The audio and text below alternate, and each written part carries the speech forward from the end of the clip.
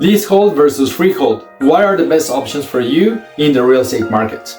Okay, first of all, we need to understand what is freehold and what is leasehold.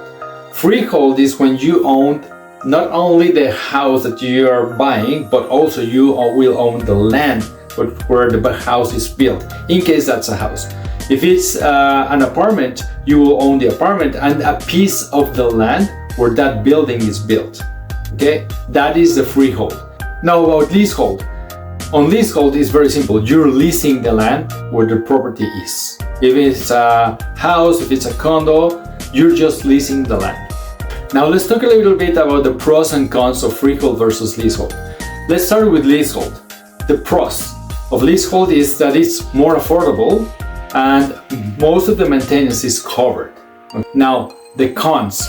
The cons is that you have limited control over the property because you don't own the land.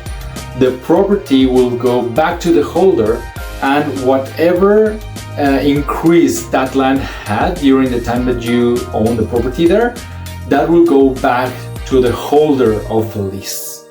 Another con is a shorter lease will decrease the value of the property. So if you, let's say you're buying the property and there's 99 years left for that lease, that will have more value than if it's only 50 years remaining on that lease.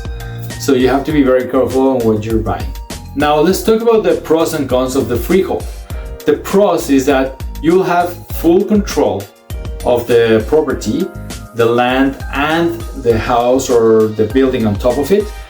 And another pro is that there are no lease expiry concerns, so you don't have to worry that the lease is going to expire at some point. And the other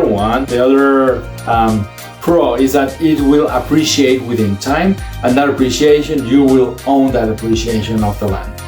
Okay, now let's talk about the cons. The cons is that you will be responsible of any maintenance and repairs that you will have to do on the land. And also the other con is that you will have to pay higher. It's a little bit more expensive to buy a freehold than a leasehold. Now, what are the best options for you? Well, it depends on your strategy and your financial situation. I always recommend my clients to go for a freehold because they will gain value within time. But if you're thinking of being on that property for a very short term, and your financial situation doesn't allow you to go for a freehold, then leasehold is a very good option. But if you have more questions or want to know more about what are the best options for you, feel free to give me a call. Here's my number, here or here, and feel free to get in touch with me. I am Diego Arroyo with the Vancouver Life Real Estate Group, and I hope this information was valuable for you, and stay tuned for more. Have a good day, bye.